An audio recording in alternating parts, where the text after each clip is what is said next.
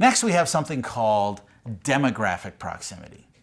In which case, just like geographic proximity, the closer somebody is to you, the easier they are to reach. And the further they are from you, the harder they are to reach.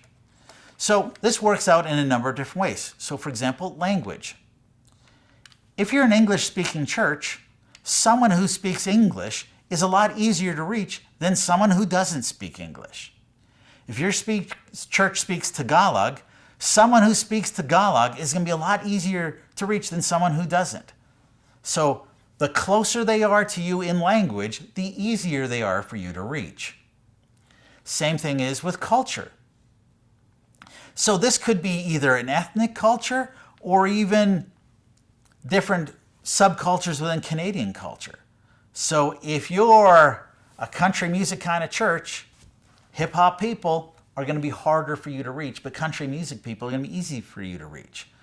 What is the culture of your church already, and who are you easily going to reach the most? If you're already a rock and roll church, or if you're already a country music church, you're going to be able to reach those people easier than people who are far away from your church. If you're already an African church, it's going to be much easier for you to reach Africans than it is people who do not share that African culture. Then there's age. Once again, the closer they are to your age, the easier they are to reach. So if your church is packed full of young families, it's going to be really easy for you to reach young families.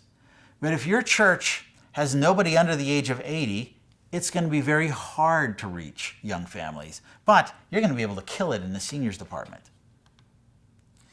Class even plays into this. If your church is a blue-collar church, it's going to be very easy for you to reach blue-collar people. If your church is a blue-collar church, it's going to be harder to reach white-collar people. Now, what is the principle here? What's actually going on when it comes to demographic proximity?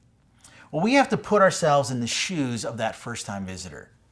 One of the questions a first-time visitor always asks, now they don't always ask this question consciously, sometimes it's subconsciously, but one of the questions they're always going to ask is, do I fit in here? Are there people that I can relate to? Are there people that I can talk to? Are there people here that I can make friends with? And humans just find a lot easier time making friends and connections with people who are more similar to them. So teenagers, generally, if you look at a teenager, their friends are about the same age. Now, there are exceptions to the rule, and there should be exceptions to the rule.